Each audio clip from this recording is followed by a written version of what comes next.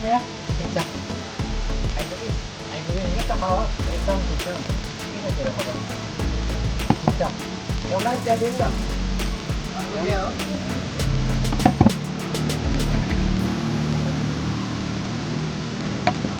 अनि के छ खबर एकदम ठिक छ किन तेरो खबर एकदम ठिक छ अनि हिजो आज केमा व्यस्त पर्छ हिजोमा व्यस्त भयो साथीको बर्थडे याद छ नि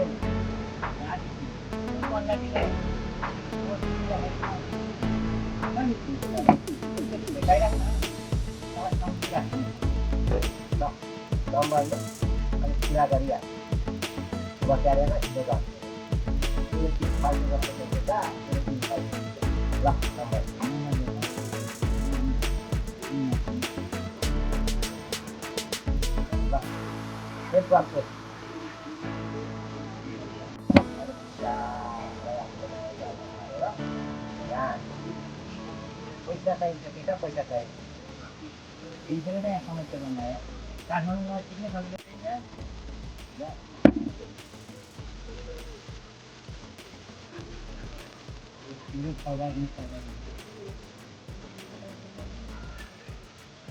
ल एकदमै मिला पुरा मिलाएर मलाई पनि भन्ने थियो त्यसको त टेन्सनै नगर्ने यार अब के गर्नुपर्छ भन्ने कुरा यहाँ भएको मोबाइलको नम्बरले थाहा हुन्छ भेट्दैका केटा दिनमा थाहा हुन्छ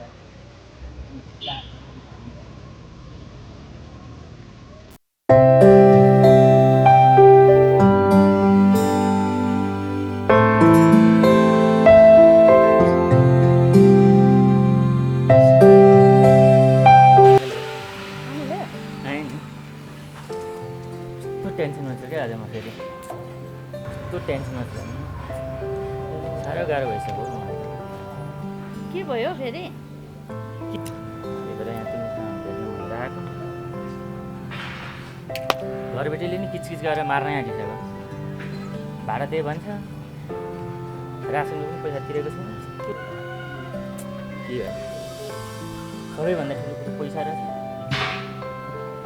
घरबेटीले पनि किचकिच गरेर मार्नै आँटिसक्यो पैसा नभएर हिजो नि के गर्नु भएछ एकदम टेन्सनमा छु टेन्सन नगर्नु नि त अलिअलि मसँग छ त्यो लगेर दिनु नि त हुँदैन त्यो भएर हुन्छ धेरै त छैन थोरै छ पुग्छ नि यति भए टेन्सन नगर्नु न अहिले म अलिअलि सहयोग गरिदिन्छु यसो मिलाएर काम पनि गर्नुपर्छ काम खोजेर होइन अब के गर्नु तिमी छौ र म त्यो काठमाडौँ सहरमा टिक्न सजिलो भएको छ न चाहिँ धेरै गाह्रो भएको छ अब घर जाउँ भने पनि आधा पैसा चाहिँ काठमाडौँ के जानु घर मेन त सबभन्दा त तिम्रै माया लाग्छ अरे त्यही भएर पनि बसेको ठिक छ म सकेको सहयोग गर्छु तर तिमीले पनि गर्नुपर्छ नि मलाई नत्र गाह्रो हुन्छ के भन्नु काठमाडौँमा बस्नु आदत भइसक्यो घर जाउँ भने पनि बस्नु मन लाग्दैन ठिक छ सिलाएको अब म पनि जानु पर्यो एक दुई दिनमा भेट्नु नि है टेन्सन नगर्नु छैन टेन्सन मम्मी लाउँछु म लागेँ होइन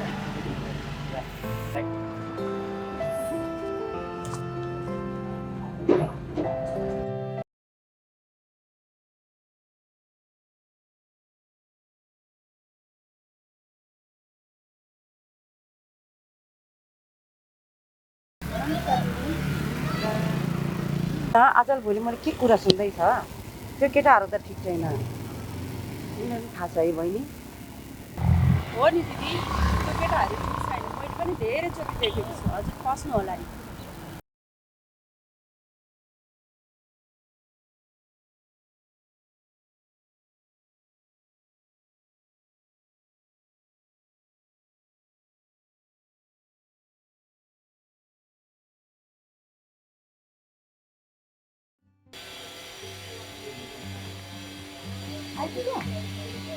किन ढिलो गरेको सानो काम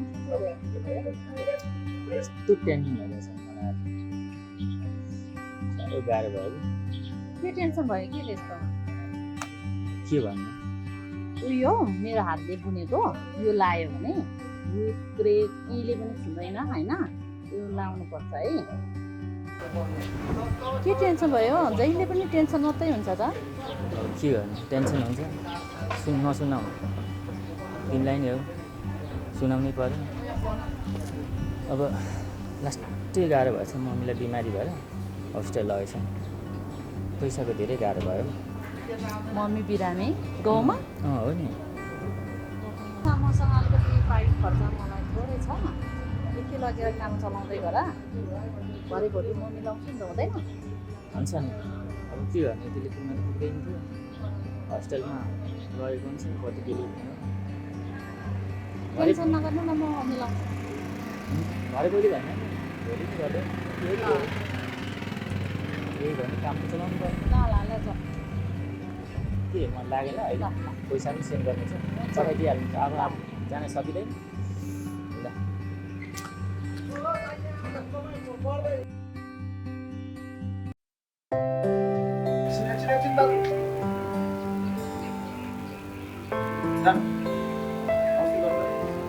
शिवाजी नमस्कार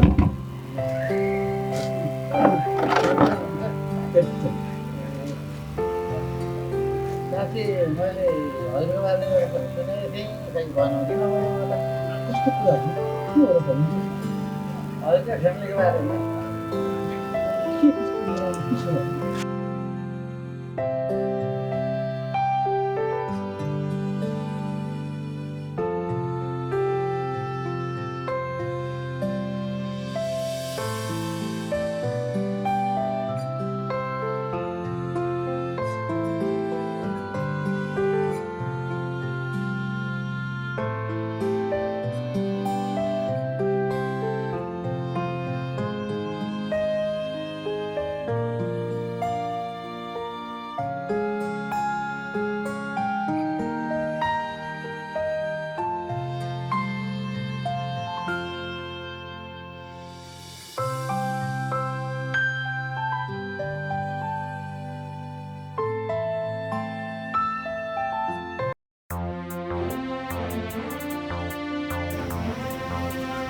हेलो सिया एकछिन आऊ न यार भेट्नुपर्ने छ फेरि तिमीसँग काम छ ल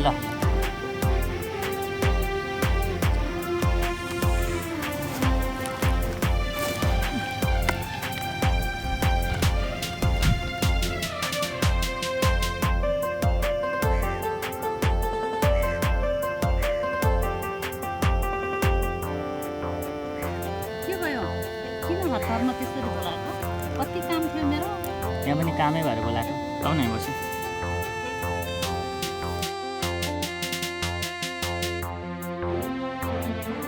यस्तो टेन्सनमा छु कि म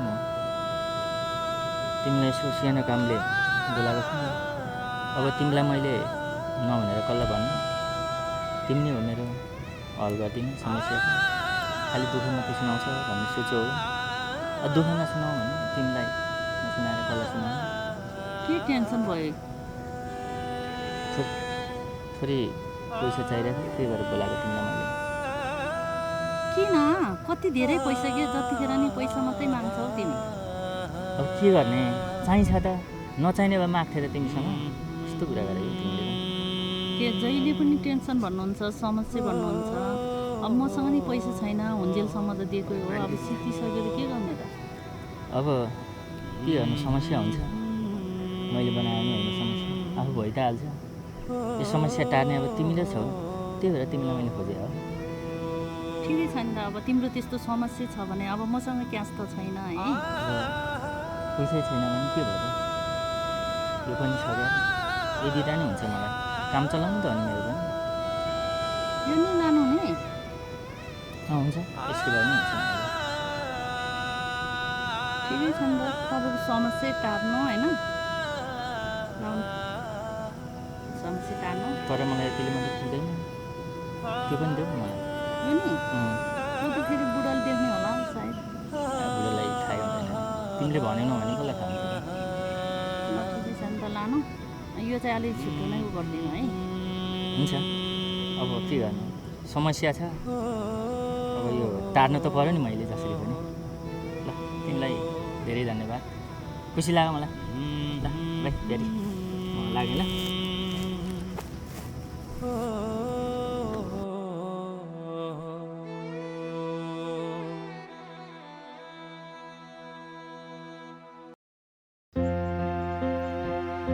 ओहो यार, सामान त सही पायो नि, जे भए पनि यार। तर अलिकति गाह्रोको कुरा के भन्दाखेरि यो के होला त नि है। तर केटोले भनेको चाहिँ सही रहेछ। मलाई जे भए पनि मलाई खुसीको कुरा भनेको सामान पायो, सकियो। जे भए पनि मैले गर्नुपर्ने गरिहाल्छु। यो पैसा लिएर टाप ठोकिदिने हो केटो इन।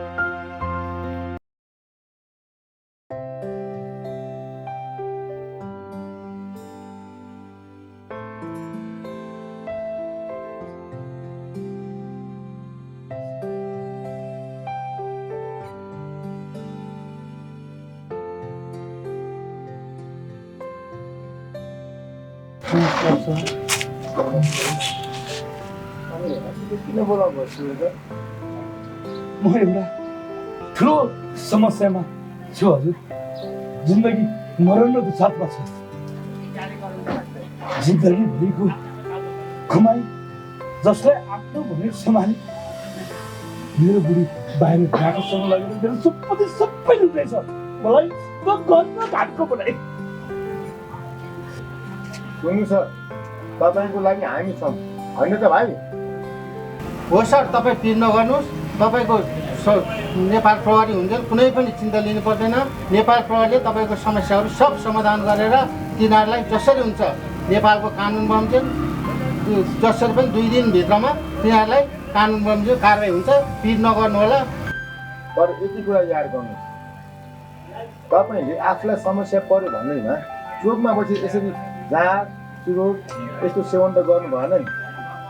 तपाईँ एउटा इमान्दार मान्छे हुनुहुन्छ, त्यही भएर तपाईँको जो जहाँ भए पनि हामी तपाईँको लागि सहयोग गर्छौँ। तर हजुरले समस्या पऱ्यो भनेमा यो जाँड रक्सी चुरोट बिरी खाएर यस्तो चोकमा बसेर हल्ला गर्ने होइन, बुझ्नुभयो नि? ल, जहाँ जे पऱ्यो पनि हामी सहयोग गर्छौँ, अहिले हामी लागौँ। हस् सर, हजुरलाई के भरोसा छ मलाई? हस् सर, ल गएँ।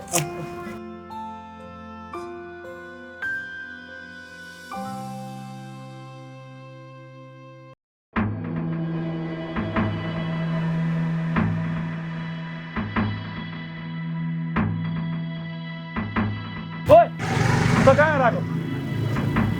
अब तेरो गहनाहरू खोइ कहाँ लैस गहनाहरू? तेरो मलाई ठिक लागेको छैन। केही बोल्दिन, मलाई के गर्नुपर्छ मैले जान्छु नि बात।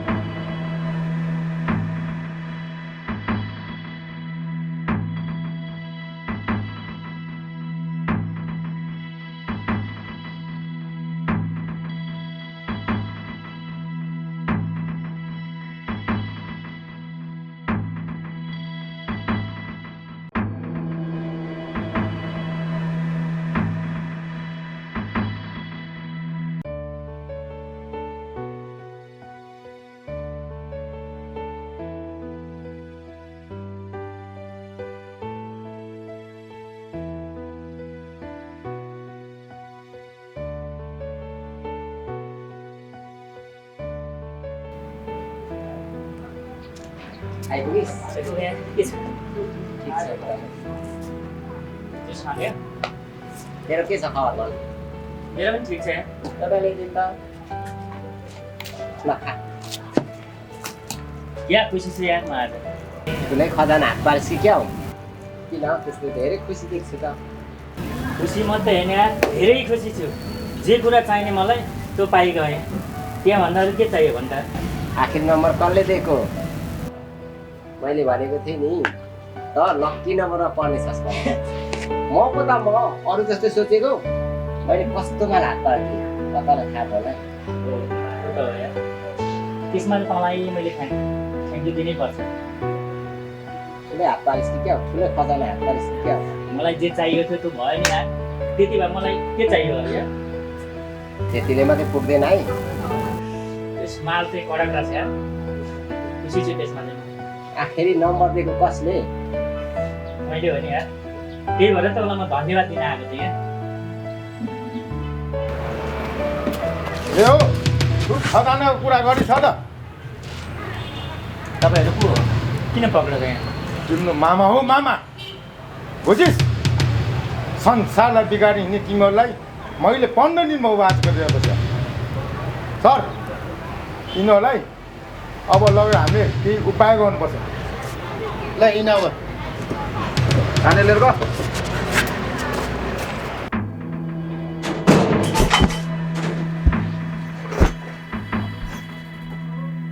मैले कति चाहिँ सम्झाएँ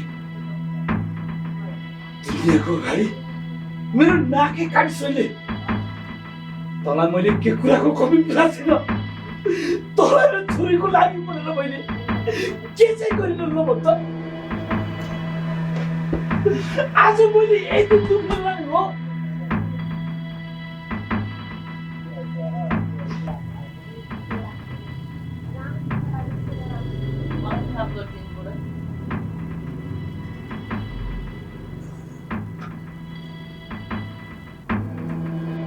तँलाई मैले कसरी माफ गर्छु मेरो जीवनभरिको कमाइ त्यो छोरीको भविष्यको लागि जम्मा गरेको पैसा तैँले नाकको कुराको उडाइदिएर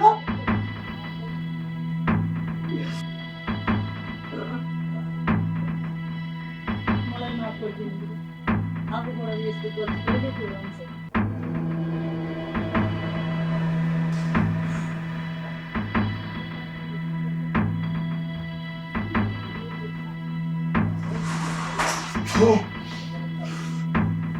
मैले भनिरहेको छ तपाईँ यी काटेर बाल बुझ्नु लगाइरहेछ अहिले त्यत्रो भरोसा र विश्वास गरेको थिएँ तँलाई मैले कसरी माफ गर्नु सक्छु तैँले मलाई जिउँदै मारिस तेरो र छोरीको लागि भनेर मैले कति गरेँ दिन रात तिमीले आधी पेट खाएर चबाएको पैसा तैँले डाक्टरमा खर्च गर्नु मैले तँलाई कसरी माफ गर्नु सक्छु